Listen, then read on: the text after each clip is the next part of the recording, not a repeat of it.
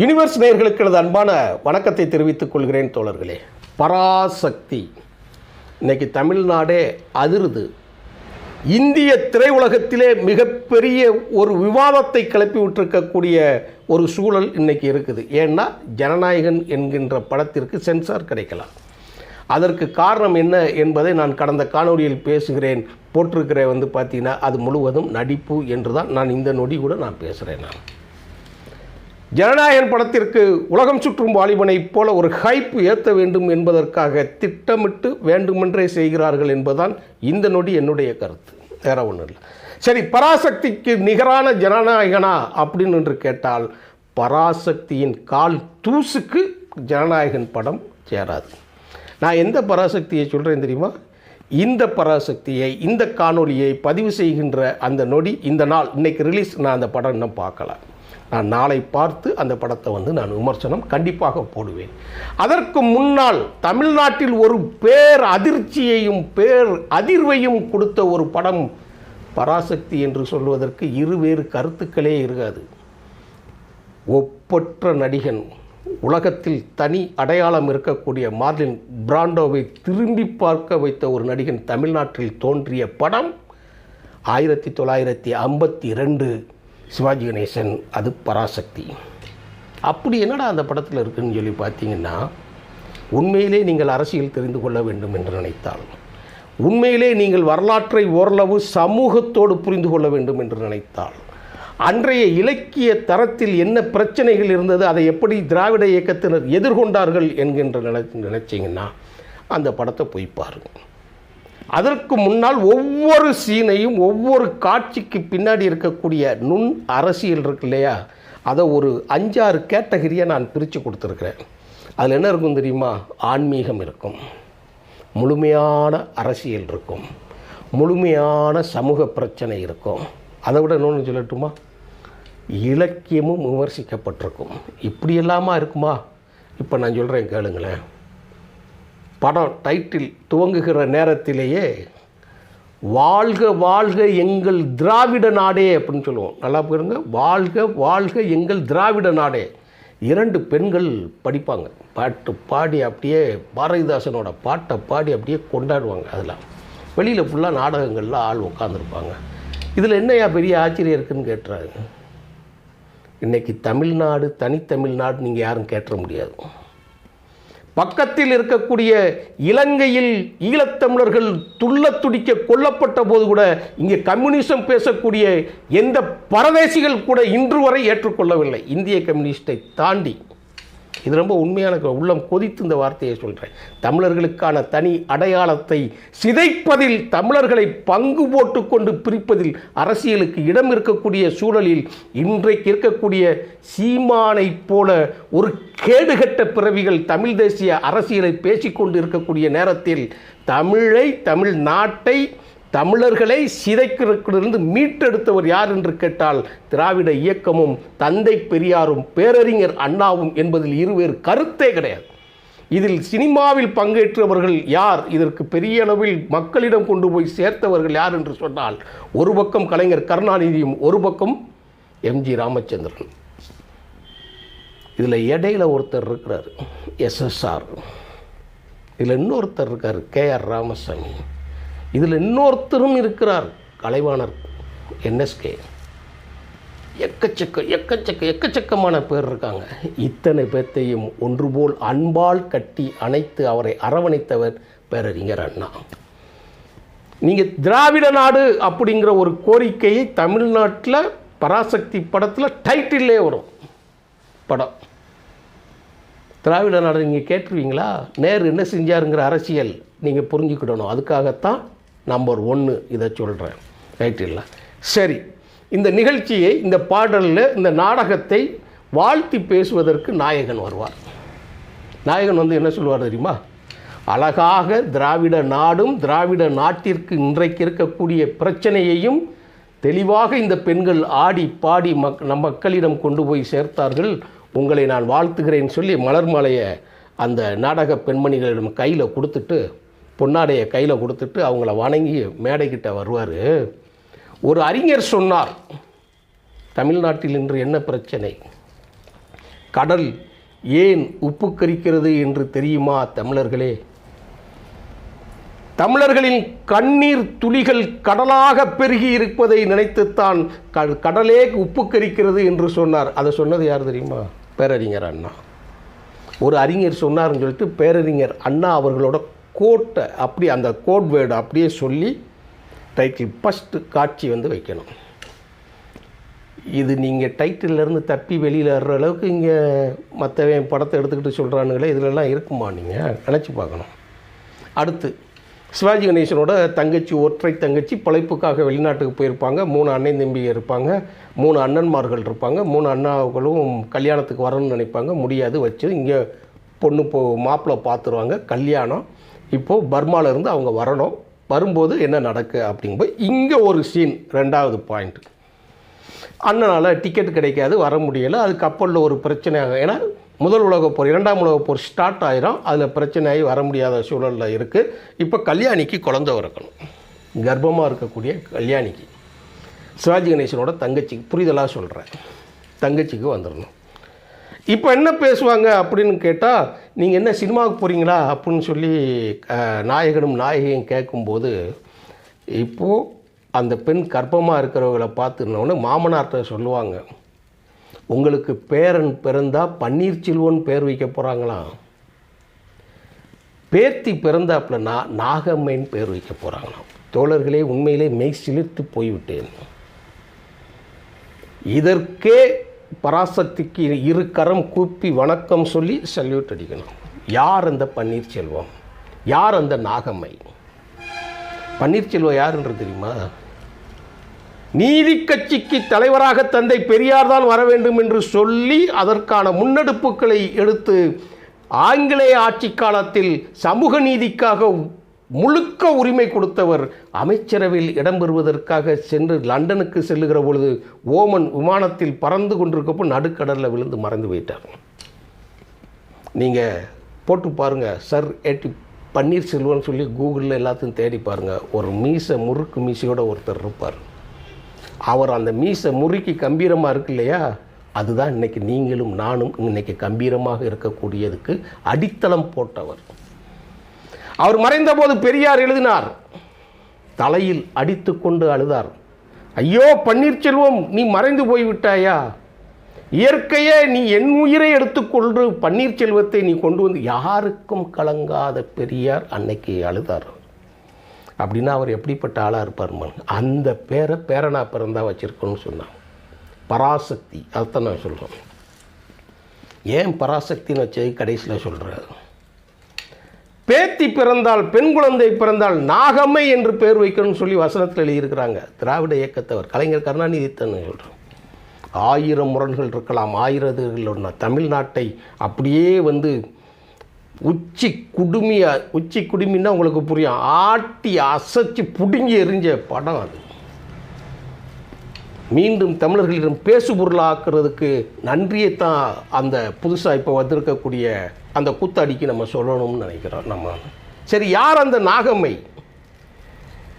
என் பொது வாழ்க்கைக்கு இடையூறாக இருந்த ஒருவளும் என்னை விட்டு மறைந்து விட்டால் என்பதற்காக நான் மகிழ்ச்சி அடைவதா? இல்லை என்றால் நான் இந்த தமிழர்களுக்காக ஊர் சுற்றி விட்டெல்லாம் அருந்து வீட்டிற்கு வருகிற பொழுது என் முகம் காத்து காத்திருக்கக்கூடிய என் மனைவி இல்லை என்று நான் வருத்தப்படுவதா? ஆனாலும் சொல்லுகிறேன், இப்பொழுதும் சொல்லுகிறேன், எனக்கு இடையூறாக என் மனைவி நாகம்மை இருந்தால் அவள் இப்பொழுதாவது போய் மறைந்த பிறகுவாது அவள் நிம்மதியாக இருக்கட்டும் என்று நான் பெருமைப்படுகிறேன் என்று எழுதின த பிலாசபர், தமிழர்களின் தனிப்பெரும் தந்தை பெரியார், அவருடைய மனைவியின் பெயர் தான் நாகம்மை. டீகோடுன்னா என்ன தெரியுமா? ஒரு படத்துக்கு அப்படியே வெயிட்டேஜ் ஏற்றுறதுன்னா என்ன தெரியுமா? இதுதான் பராசக்தி. ஆம்பளை பிள்ளை பிறந்தா பன்னீர்செல்வம், பொம்பளை பிள்ளை பிறந்தா நாகம்மைன்னு வைக்கணும்ல, சல்யூட் அடிக்கணும். நீங்கள் அந்த காலத்தில் அது எப்படி இருந்திருக்குன்னு நினச்சி பாருங்கள். நீங்கள் தேட்டரில் பின்னணியில் அண்ணா கால் மேல் கால் போட்டு சிரித்து கொண்டு இருந்தார் அந்த இடத்துக்கு போகும்போது.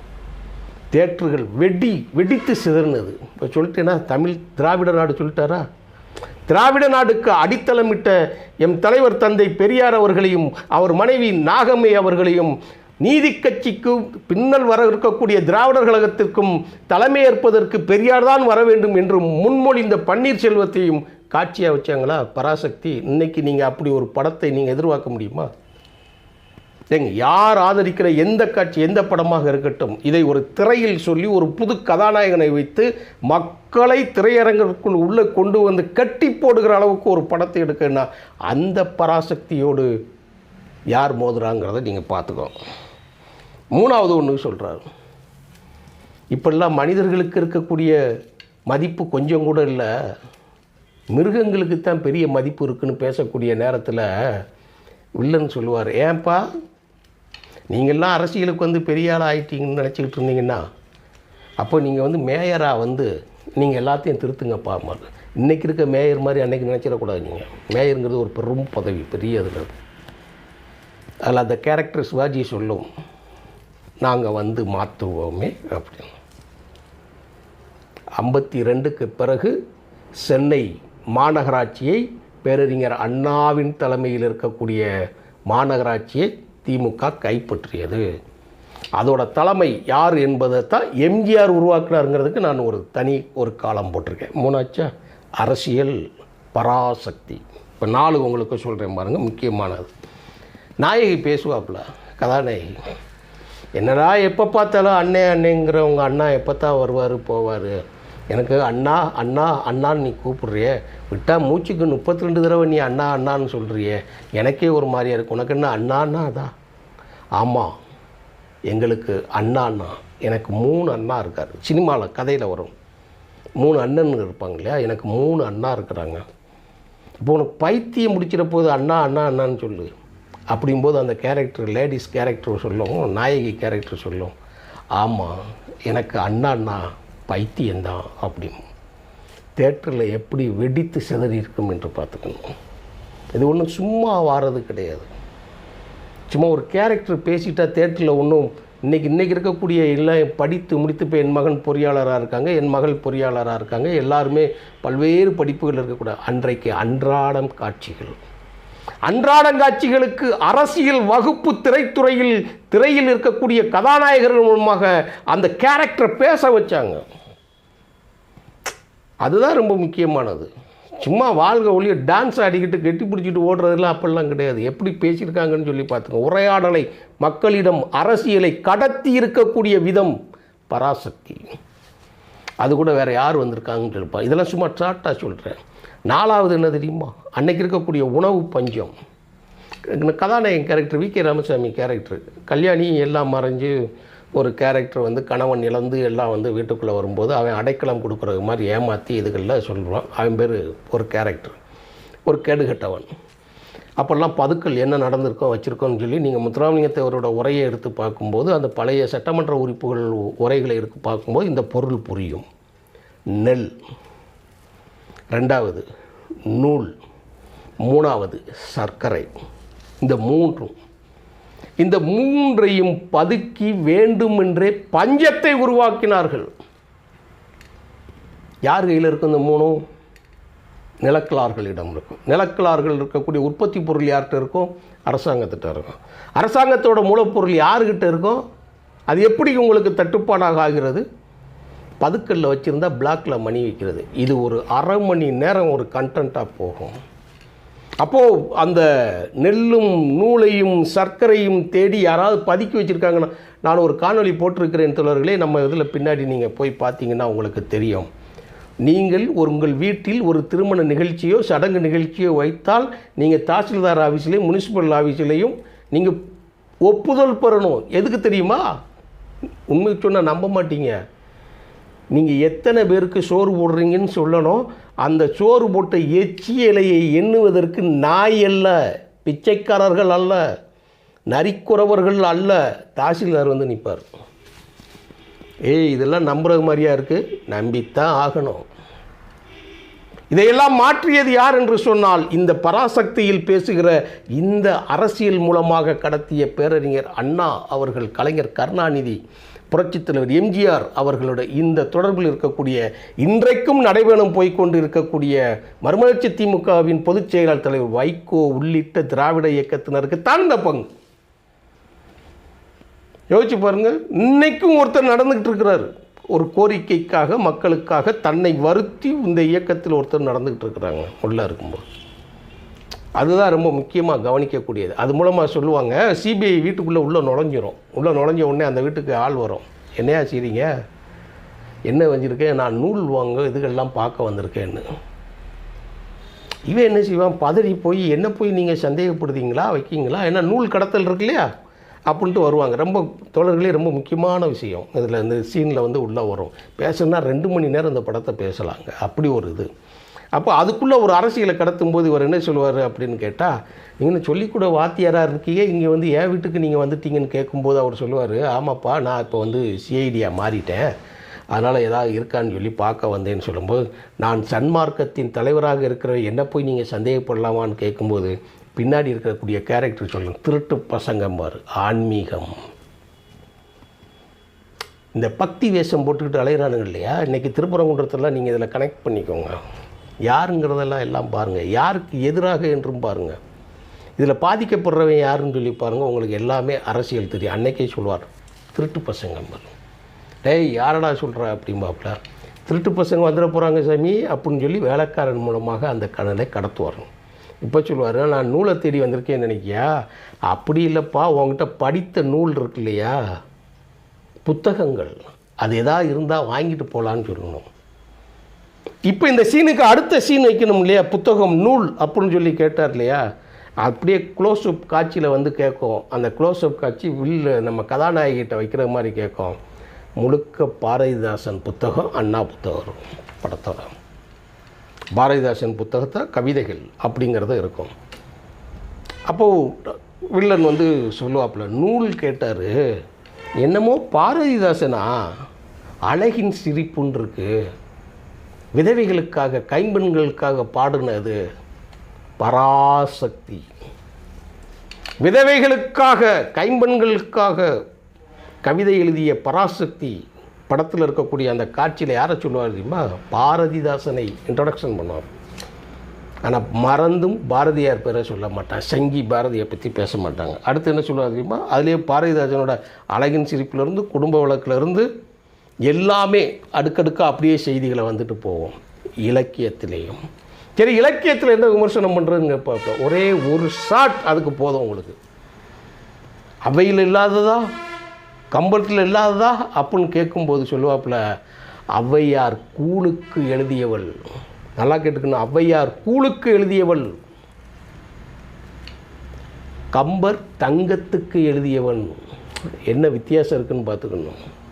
ஔவையார் கூழுக்கு எழுதிய கவிஞர், கம்பனோ தங்கத்துக்கு எழுதின கவிஞர், இரண்டும் ஒன்று அல்ல.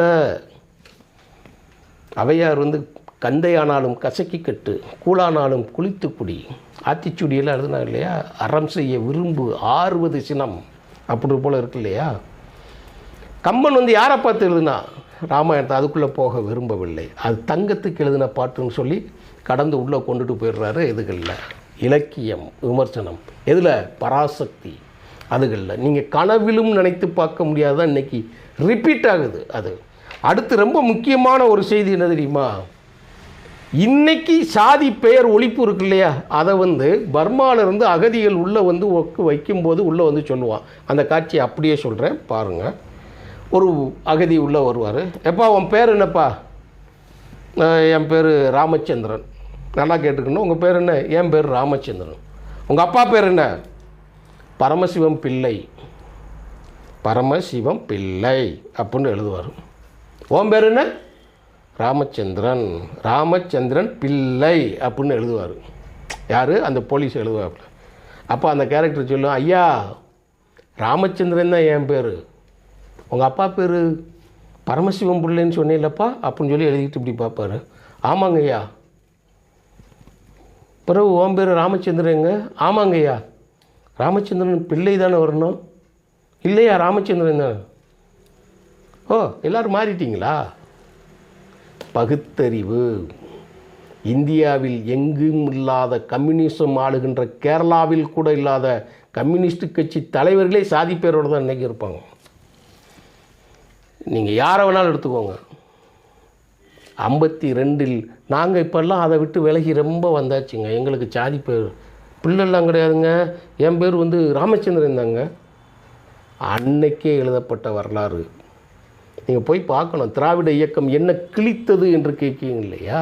தனக்கு கிடைக்கக்கூடிய ஆயுதங்களை பத்திரிகைகள் மூலமாக தடை செய்யப்படுகிற போது கலையினை கையில் எடுத்து, நாடகத்தினை கையில் எடுத்து, புதிதாக உள்ள வந்த திரைத்துறையை, சினிமா என்கின்ற அந்த மீடியாவை கையில் எடுத்து மக்களுக்கு தேவையானதை சொல்லி ஒன்றுபடுத்தி அரசியலை கைப்பற்றக்கூடிய அந்த வேலை இருந்துச்சு இல்லையா? அதுதான் சினிமாவாக அன்றிருந்து. இன்றைக்கி இருக்கிறது மாதிரி போட்டு குத்தாடிட்டு ஒரு ஆளை கொன்று ரத்தத்தை உரிகிற மாதிரியெல்லாம் காட்சியெல்லாம் கிடையாதுங்க. பராசக்தி அது ரொம்ப முக்கியமானது. அதான் ரொம்ப ரொம்ப முக்கியமானது. ரொம்ப இன்றைக்கி காட்சி கொஞ்சம் நீளமாக போகிறது. ரொம்ப எனக்கு மனதுக்கு நெருக்கமாக இருப்பதனால்தான் இந்த செய்தியை நான் ஒரே ஒரு செய்தியோடு முடிக்கிறேன் தோழர்களே. ரொம்ப முக்கியமானது.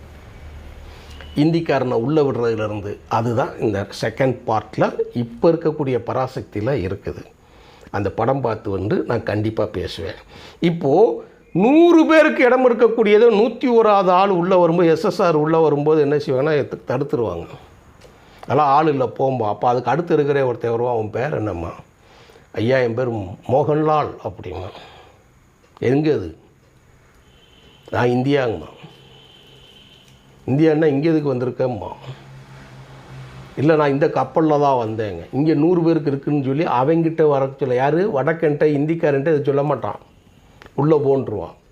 இப்போ இந்த கேரக்டர் பேசும் எஸ்எஸ்ஆர் கேரக்டர். ஏயா இந்த மண்ணில் பிறந்தவனுக்கு இடம் இல்லைன்னு, எது தமிழனுக்கு இடம் இல்லைன்னு சொல்லிட்டு இந்திக்காரனுக்கு இடம் கொடுத்தியே. போராட்டம். பராசக்தி பெரிய காட்சி அமைப்பு அது. அதெல்லாம் சொன்னோம் அப்படின்னா உங்களுக்கு திரைப்படத்தில் இருக்கக்கூடிய ஒரு இதுகளில் வரும்.